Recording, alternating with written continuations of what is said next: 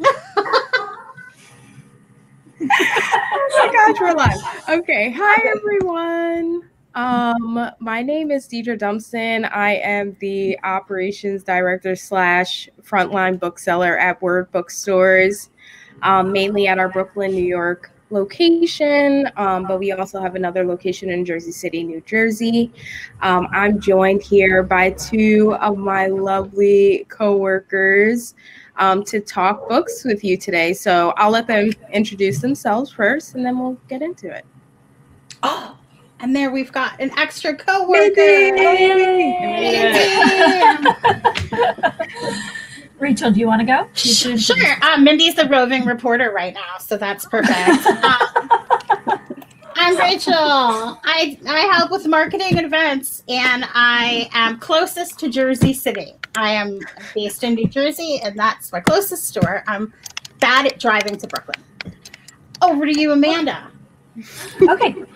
My name's Amanda Toronto. I'm the floor manager at our Brooklyn store and the children's book buyer here at Word. Awesome. And Mindy. Hi, I am a bookseller on the Brooklyn side. I am also a babysitter, as you can see. Say hi. Hi. Wait, what is his name, Mindy? Wyatt. Hi, Wyatt. Hi, Wyatt. They said hi. Hi. The same bubble. So yeah.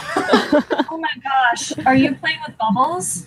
Oh, We have bubbles. With bubbles. You want to show the bubbles? Ah, tragic that we don't all have those. bubbles. Those are the best kind of bubbles. The one in the long tubes. I love them. Oh.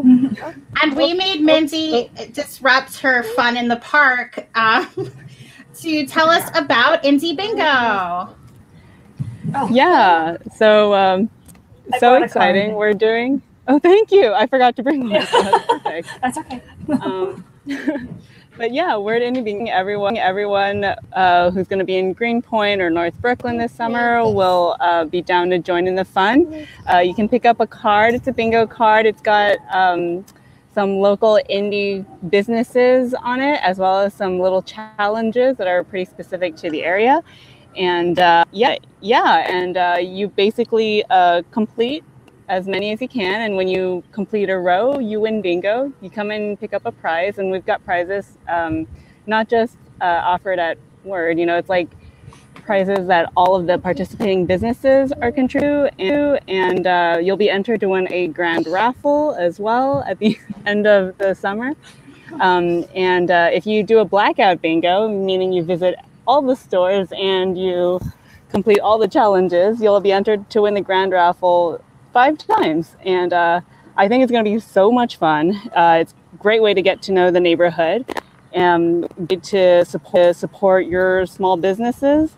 And it's also a great chance to win some really excellent prizes. I am so blown away by the generosity of our fellow indie shops in the area. So yeah, I hope sorry, I'm trying to keep an eye on this baby. I hope everyone joins in the fun. If you have any questions, stop by and talk to us. Yeah, that's it. Thank you, Mandy. And also, Shelf Awareness is going to be covering this awesome event shortly. So hopefully other bookstores will join in this community building effort, and you'll become the Pied Piper of Indie Bingo. I would love to. We'll see you. It's our inaugural event, so support as we can get for this. It'd be great. So yeah. All right. Awesome. I have to go blow some bubbles for babies. Thank you, Mindy. That was great. We had a guest. We had a guest. Oh my God. I think it's going to be great. I'm really excited about Indie Bingo. I think it's going to be really nice. I think everyone's totally ready to do something like this. We're coming out of hibernation, and I think it's the perfect thing. That's my plug for Indie Bingo. Yeah. And small businesses have definitely felt the weight of the pandemic. So I think this is a fun way to discover new stores that you can support and keep them open forever, because we've seen too many stores and businesses close over this past year. Yeah, I think it's brilliant. Did Mindy come up with that? Like, did she just like conceive of that idea? Is that where it was born? Well, it started, she wanted to do a partnered program with the local community. And then I was like, well, we used to do this thing where we would hide Waldos all over Greenpoint. Yeah. And people would find them, and that was just a nice way to get people into different stores. But what if we did something like that for adults? And so it kind of just spiraled, and she really just grew it into this amazing thing. And so many people have contributed like very wonderful prizes that I'm like kind of jealous and want to find a way to rig the system so I can win. It's probably against the rules. It's probably against the rules. Don't worry, I won't cheat. I promise. So you guys have books. We have books. Oh, we have books. I spent the whole first half of the day just walking around the store, just like, I'll talk about this one, and I'll talk about this one, and I'll talk about everything. Yeah. Yeah. We have some piles of books that we can talk about. Yeah. Do you want to go first, Deidre? How should we break this up? Do we want to talk about what we're currently reading? Sure. Oh my goodness. Yeah. Sure. My pile's about to fall over. Hold on. Okay. So yeah, we're doing like a bit of a mishmash, right? A little currently, what we're currently reading, what's on our TBR pile, and all those good things. Yeah. Yes. I think that's what Deidre's doing. I have what I'm currently reading, and I have a few kids' books, YA middle grade books that came out recently that I'm excited about, and then a book that comes out in August that I'm excited about. Ooh, Christine said we all look smart and beautiful, and I just want to say that we're all wearing lipstick, Christine. Oh, yeah. I know. That's the best part about this is it's giving us an excuse to put on a little lipstick. Yeah, that's right. Taking off the mask, putting a little lipstick. It's a big reveal. It's a big reveal. It's a big for the big first show. For the big first show. Okay, books for real. What are we currently reading? I'll go first. I am currently reading Pleasant View. It is a novel and story set in a fictional town in Trinidad and Tobago, where my family is from, which is why I wanted to pick this book up. I am 2 stories in, and it is... I'm shook. I guess I'll leave it at that. Like, I cannot wait to get back to it. It's like part thrilling, but really just looking into the everyday life of Caribbean folk and how messy and wonderful and weird and all the things that could be. I could tell already that this is probably going to be one of my favorite books of the year. I am biased because I'm Trini, so I will support any and all Trini authors, but I don't care. It's a good book. She did a wonderful job, and everyone needs to read it. Oh, I'm so excited. I've been to Trinidad, so it's going to be extra bonus exciting for me. Well, oh my God, we've all been. Me too. There's a delay in unmuting my mic, so I'm like talking. But I have to. Yeah. That sounds amazing. And we're going to list all these books when we share this video out to the world for rewatching multiple times, no doubt. People will be fascinated. So we're going to put the list of all the books we're recommending. But you're calling it early. That's going to be one of your best of the year. It is. It's going to be everyone's favorite book of the year because I will guilt anyone who comes in the store and doesn't buy it. I think you mean encourage. Yes. Strongly encourage. Yes. Persuade. I'm just going to stand next to the pile of books and say, This one. This is what you're Put it looking into for. their hand. Right here. Let me just walk you over to the register. You don't need to look at anything else. Mhm. Well, I will say, I am in the middle of, I don't have the hard copy because I'm reading it on my phone. Okay, thank you. You have powerfully guilted. No, you didn't guilt. You just topped it up. That right there is a mighty fine book. That is a gorgeous book. I'm halfway through because it's too good to rush through. It's beautiful. It definitely is. I have screenshot so many pages that are just full of beautiful universal truths that I want to call people and say, this might be like, this is important, like in all the good ways. It's just gorgeous. I love it. Thank you for recommending it because it pushed me over. Yeah. Pushed me into culture, tradition, family values, the environment. The environment. In such a powerful way, and not relying on finding an answer, but more just asking a lot of questions that I think all of us should be asking right now. And read the book. Yeah. You know, I wanted the cover. I'm like, the cover didn't match the insides for me. We're gonna do a very special episode all about book jackets. So perhaps we should save that discussion for that. I know we like to say that we don't judge books by their covers, but there's a reason why cover designers get paid to do what they do. And you can look at a book and get a feel for whether or not this is what you need right now. And this is pretty bleak. Yeah. Yeah. And it is like heavy. Like, the subject matter is heavy, but it's also very readable. Like, it's a book for reading and diving into. And it almost stopped me, I think, the cover, because I just thought, this is going to be kind of like preachy and heavy. And it's a beautiful cover. Whoever designed it, it's beautiful. It but that's the mess. Like, that is the stronger message, I think. The kind of bleak, sad one.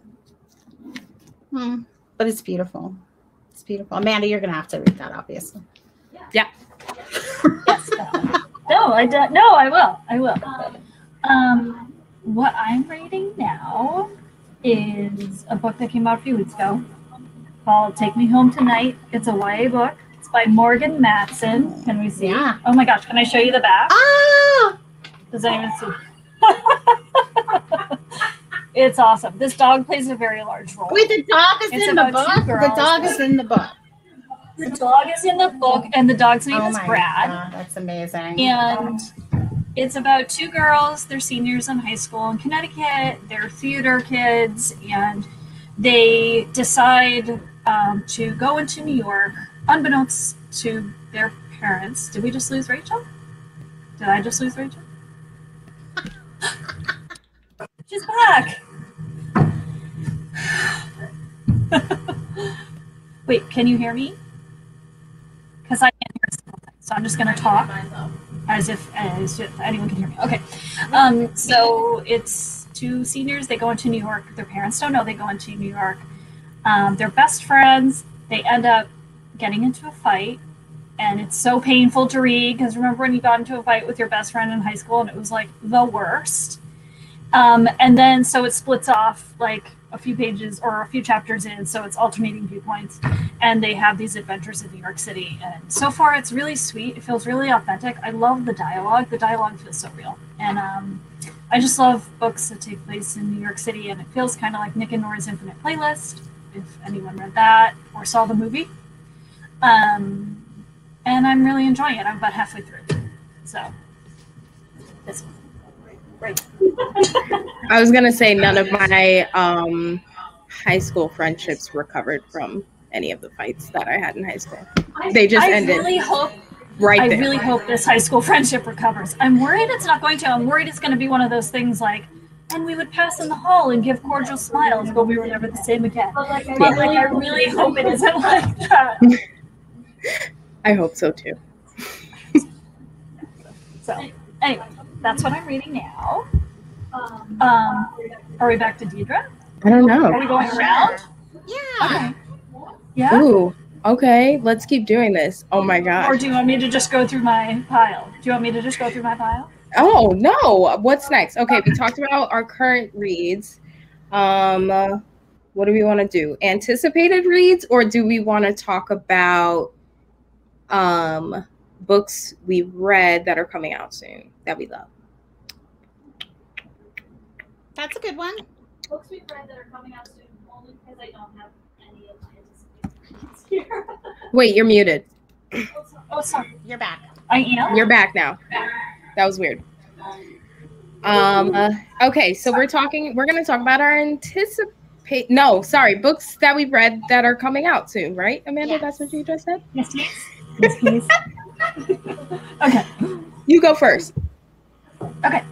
So, I've only been talking about this for like 2 weeks now. It's called 3 Rooms. I don't know if you can see it. It's by Jo Hamya. It comes out in August. And this is her debut. She's a British writer, a young British writer. And it is sort of influenced by I think the starting point is Virginia Woolf's A Room of One's Own. And it's this young woman living in England who is trying to find financial footing in a really expensive city. And really all she longs for is an apartment of her own, a flat of her own, where she can have her friends over for dinner. And so she's longing for this like financial security, this housing security, and she's finding it very difficult. That's kind of the framework of it. And it's really remarkable. Her language is beautiful. It takes place against the backdrop of Brexit. So it takes place against this like rising sense of nationalism in the United Kingdom that she's kind of grappling with. But she is also like grappling with the fact that she's both inside and outside the system. She's a product of Oxford University. She has her master's. Everyone keeps saying, well, you think that you don't belong here, but you look like you belong here. Like you have all these credentials, but like you're behaving as if you're not one of them when you're one of them. And so she's trying to figure out where she is, and she just can't seem to find any kind of job security or finance. It sounds bleak. It is a little bleak, but it's so beautiful and so nuanced. It's quiet, and I really love it. I hope a lot of people read it.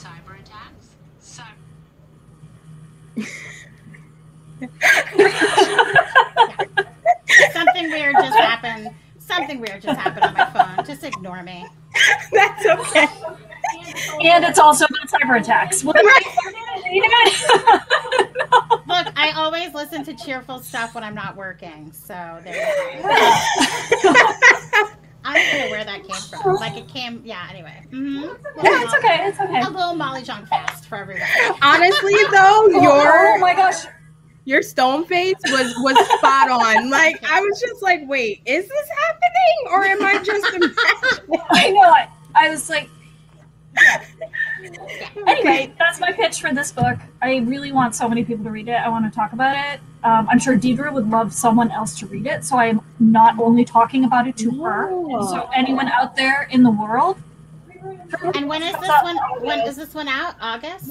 No, it comes out August 31st. Awesome. Yeah.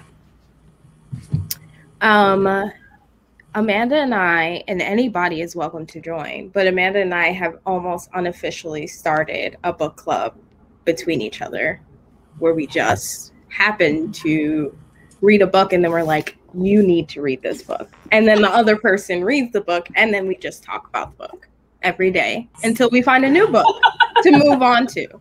So if anybody wants to join, 3 Rooms is our next read. We read Catch the Rabbit. Yeah, I think you should talk about Catch the Rabbit. Oh my gosh. I don't even know how to do justice to Catch the Rabbit. I don't have a copy of it because it's at home. It comes out on June 1st, right? I think it comes out June 1st. Yeah. It's a book in translation. I can't even describe it. It takes place in Bosnia. Yeah. Oh my gosh, why can I not even remember the author's name? But it's this. It's Lana Bastashik. Yes. I probably just butchered her last name. I'm sorry. But we We will apologize, properly Lana. spell it and put it up after. Yep. And it's, again, a story of friendship, like a girlhood school friendship between these two girls in Bosnia that starts before the war in the Balkans and kind of goes through that. But that's, it's not really, it doesn't engage with the breakup of the Balkan states and the wars and the things that happened there in a direct way. And then they have a falling out, and then many years later, one friend contacts the other friend and says, like, saying that, meet me in Amsterdam because this brother who had disappeared many, many years ago has turned up. And so they end up going on this road trip to, I guess, meet up with the brother who they haven't seen for many years. And I'm not describing it or doing it justice, but it's just a phenomenal book. It's tricky. It's really challenging. But some of the sentences I underlined to save them. And I kind of felt like after I read it that it really should enter in some ways the kind of pantheon of like war writing, the genre of war writing, because of the way that it engages with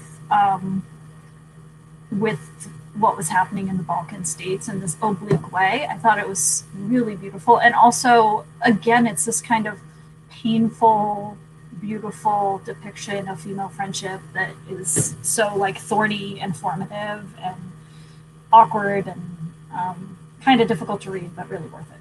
But that one doesn't have a dog on the back cover? Sadly, no. Nor does a dog feature prominently. Okay. In that, yes. There is a hare. There is a hare. Okay. That's why it's called Catch the Rabbit. Sounds Oh. Is that... Wait, I have a great segue because I was going to recommend a book that's coming out soon from Mona Awad. I think that's how I pronounce her last name, who wrote Bunny, which was, did you read Bunny? It's like bizarre, awesome, gory, weird university life friendship, just weird and wonderful. And so she has a book coming out called All's Well. So it's got like Shakespeare, theater culture, like college life, and then this like just weird, awesome, like you don't exactly know what's going, magic. Is it real? Is it not real? And I just find her books a delight. And so I was super excited. I don't know when it's coming out. I suspect it's sometime this summer. It might be June. I'm not going to touch my phone again because it will make news will come on. And then speaking of animals again, sorry to hog, but I'm really excited about Brandon Taylor's Filthy Animals. Oh, yeah. Short story collection that as soon as I could get a galley, I got myself one of those. And I'm not surprised that I loved it because I really loved real life, and so did all the people who gave it awards and stuff. I'm in good company there. But it's a great, great collection. I'm sure everyone will read it.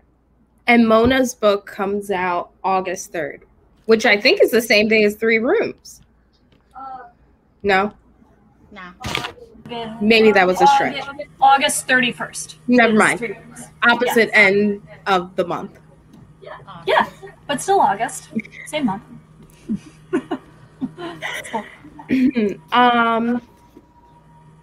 Okay, I guess I can go. Your turn. My turn. 7 Days in June. As I told Amanda is like our like professional romance reader. Like she is the go-to, right? And so it made me feel like I need to jump on the bandwagon because I've been slacking. And so I picked up this romance novel by Tia Williams, who wrote The Perfect Fine, which will be a Netflix film, I think, starring Gabrielle Union. That cover is great. Is that the final cover? This is the final cover, and the inside is just as steamy. Okay? I won't get into too many details because then you guys might see a side of myself you don't want to see. But yeah. Get this book, okay? It looks good. Just a quick tidbit about it. It's featuring two writers, two Black authors. Eva is a best-selling romance fantasy author, and then you have, oh my god, I forgot the guy's name, which is kind of like, I'm okay with that, but what's his name? Yeah, so the guy, Shane. I've had many dreams about Shane, but Shane writes literary fiction, which he's won like pretty esteemed awards for, and he's like the notable writer, but has been struggling with sobriety and things. So these two folks had a really intense 7 days together in June when they were teenagers, and it all like fell apart and they just went their separate ways, but have secretly been writing to each other through their novels. And then an event brings them together, and they have another 7 days in June. Delicious. Oh yes. My mouth is watering talking about it. Okay. Get this book. It comes out on June 8th. So you have 2 weeks to prepare yourself, but get your pre-orders in now, and read this book, and then come and talk to me about it so that we can talk about Shane and Eva and how we love them both. And I think what makes this a unique novel is that it really challenges relationships in that it is two people who have to do a lot of healing themselves before they can even remotely think about being in a relationship, which I think we can all relate to. So that is so good. Yeah, I'm gonna read that. You need to read that. I have a little struggle with romance, and I think it's just because my mind doesn't like rest, and that's what romance provides. But because I actually like the books, but I feel like I don't. It's such a dumb. It's not the usual hang up. I'm not like, ooh, romance, because that's ridiculous. They're so much fun, and I'm halfway through a bunch of them, and I think that's all I'll take with me when I next go away somewhere. Just all romance, and just like get into it, because it's so beautiful. They're so well written, and honestly, that romance event we had back in February, what was that for? Galentine's. That was one of the best book events I've ever been to. Like, the authors were just so fun, and the romance fans are like my favorite. Like, I just had a blast. Like, you couldn't leave that conversation without wanting. Like, I literally went and bought like a stack of books after it. I just have to actually read them. That's the next one. You'll get there. It's been a year. You'll get there. Yeah. Yeah, it's been a year. In your own time. Yeah. Who's keeping time? Speaking of keeping track, how do you guys track your reading? I'm just curious, because I'm in the middle. Oh, really? Not at all. I don't. Really? Not one single bit. I try to use Edelweiss more, just because, I work at a bookstore. And so, like, we're supposed to be doing that sort of thing. But no, I'm just reading. Really? I'm so intrigued. I've been obsessed with tracking forever. And I was on... I just like to keep track so I don't forget what I read. Mm-hmm. Oh. And I don't even think to do that. I'm using that new app that's name is a Storygraph. Storygraph! I use Storygraph as well, and I love them. Yeah, I really like it a lot. It's very pared back and simple. Yeah. I abandoned another site that I'd been using for many, many years because of some affiliation issues. Yes.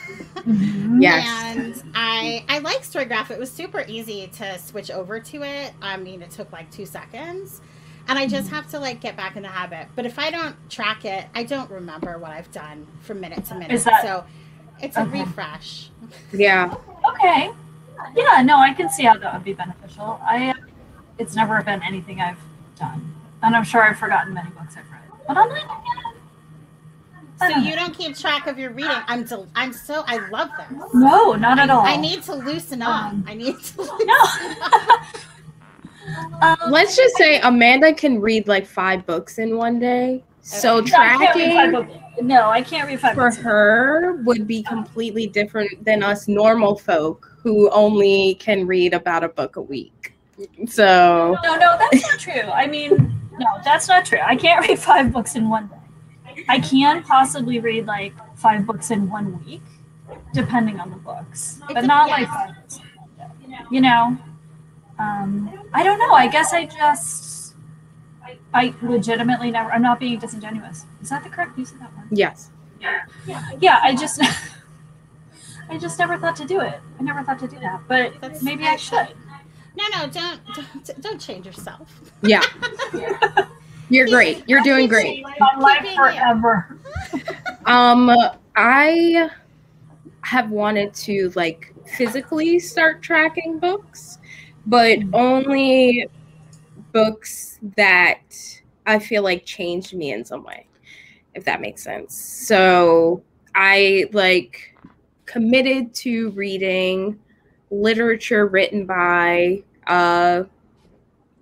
women of color prior to 2000, but I've extended it to 2010 to allow some other titles in there. But yeah, so I just wanted to keep track of like the stories that I felt like maybe I found a little piece of myself, or I felt like I could articulate a feeling a little bit better after reading this or something like that. Like I like tracking for that reason, but I use Edelweiss to track for work purposes and to also make myself feel smart, like I'm reading all these books.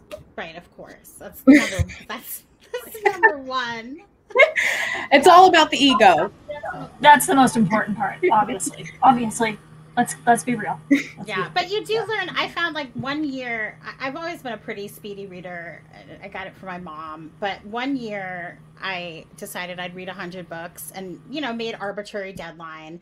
But that year taught me a lot about how good it is to abandon a book that you don't like. Like before that, I would never abandon a book. And now that's like my number one piece of advice when anyone asks me, like, how do you read so much? Like, stop reading the books you don't like. Yeah. Because you'll drag on for months and dread reading. And that's fine. It doesn't mean the book's bad. It just means it's not the right time. Like, yeah. The time might be never. The time might be 6 months from now. Yeah. I'm never going to like Confederacy of Dunces. But that's how I met that's how I met my husband. So it's a book that brought you together and then you abandoned it. And then I abandoned it. He loves it. I had Middlesex sitting on my shelf for probably close to a decade. And I don't know why I never picked it up because I love the author. And then I finally read it and I really liked it. But I don't know why. The time wasn't right. But it had just been sitting on my shelf for a really long time. So we all have books like that. Yeah. Oh, I should mention that our other guest, aside from the delightful Mindy live from Central Park, Janet Geddes from Avid Bookshop had to reschedule tonight on us. So she has promised to return in a future episode of this this new talk show. She'll be back. Where we do the talking. We actually have guests lined up for coming weeks. This is exciting. It's not always just going to be us. I like us though. We're kind of cool. It's true. We'll be repeat characters. Oh, yes, we're delightful. We are delightful. Can I pitch? We're talking about a children's book coming out. Yeah. Oh, sorry, Dee. I'm going to mute you for a sec. Okay, there. Go ahead, Amanda. Sorry. And I'm only saying this because the title is, and I don't think you can see it. Is it backwards? It's Milo is Missing Something. And I'm mentioning that I just want to make sure I got it because my son's name is Milo. and his birthday is on June 1st. But this book is just it's adorable. It's about a baby octopus who hatches, and then he realizes he swims all over the ocean because he feels like he's missing something, but he doesn't know what. And he makes lots of friends swimming through the ocean, and the art is beautiful. Let's see if I can show you. Let's see if I can. It's so nice. And then he falls asleep on the floor after having a day of adventures. And then he wakes up and his family has found him. And that's what he was missing. Oh my gosh. I love this book.